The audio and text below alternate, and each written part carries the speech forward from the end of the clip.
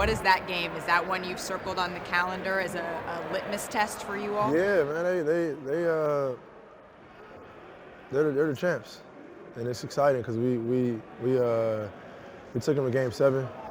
It didn't go our way, but that's definitely a game that we're excited about and that we have on the schedule that circle. Kind of our get-back game. Kind of our get-back game. All right, Michael Wilbon. So who do you trust more in a 7-game series, the Bucks or the Nets? You heard what James Harden just said. Of course, he told it to you. I did. They're the champs. That's the sentence that is the difference right now. You ask that question a year from now, Malika, it may change. But now, the Milwaukee Bucks are the champs. And the way they became the champs and winning on the road in difficult situations, and it doesn't say anything lesser about the Nets. But that man right there, Giannis Antetokounmpo, the confidence they have is almost transformative. He was already great. He was already MVP. But becoming MVP of the finals and winning the championship, as James Harden said once again, they're the champs. I'm one of the biggest Giannis stans that exists. However, I feel the Bucks have just had their turn. I remember being in the league when Michael Jordan retired, and the East became a revolving door in the early 2000s. That's what happened when LeBron James left the East. It became a revolving door. And the Celtics and the Sixers were assets and process away from breaking through that glass ceiling, and then the Raptors win the championship. The Heat win the East. The Bucks win the championship, and then the Nets form a big three. That's my choice because I believe it's their turn. You know, the operative word in this question, because I'm actually listening to your question, Malika says, all right, is trust. And when you think about trust, the words that come to mind are belief.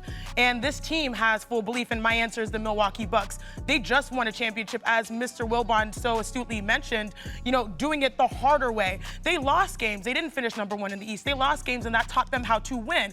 And then the other operative word, you know, that comes to mind when we think about trust is reliability. Can you depend on them? And in this tenure of, you know, coronavirus and health and safety protocols, this team seems to, you know, contrary to the Lakers, contrary to the Nets, have their guys available. And to me right now, I trust them more. Now, if the question was who's going to win a 7-game series, a lot of question marks, you know, with Kyrie Irving, but still, you saw, like, it took him a half a basketball to figure it out. But right now, if the question is trust, I'm going, you know, with the Bucks. Well, and the third word has to be tested, right, Michael Wilbon? The Milwaukee Bucks are tested. And after they won a championship, I sat down across from Giannis Antetokounmpo, and he told me the messed up part about my brain is that I'm already thinking about doing it again, Wilbon. But that's the great part about it. And again, that's that transformative process that takes place. People become champions. There's so many teams that I've covered and been around where you look at them and you think there's something missing. You think there's a shortcoming. They win the championship, and then, goodness, they just are so brimming with confidence all the time. And you see that with Giannis. Malika, he's told you a couple times, there are times he might have sat out before. There are times he might have missed games. He wasn't missing anything because he feels he owns this particular season. Yep. And as we get closer to the All-Star break, I think we're going to see more and more of that if they can stay healthy from the Milwaukee. Malika, I have some food for thought for you. There has to be a sense of urgency with this Brooklyn team. Here's why. Kevin Durant is the only person of that big three who has a long-term contract with the team.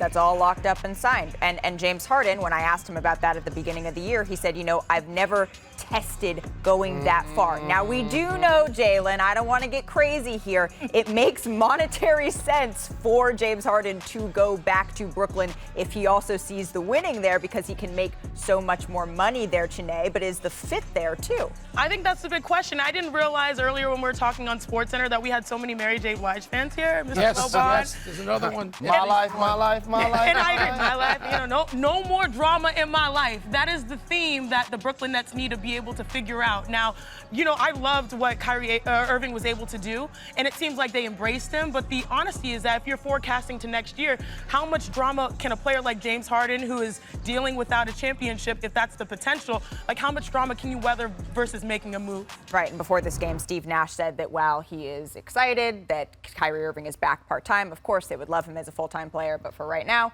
they're taking what they can get. Thanks for watching ESPN on YouTube. For live streaming sports and premium content, subscribe to ESPN Plus right now.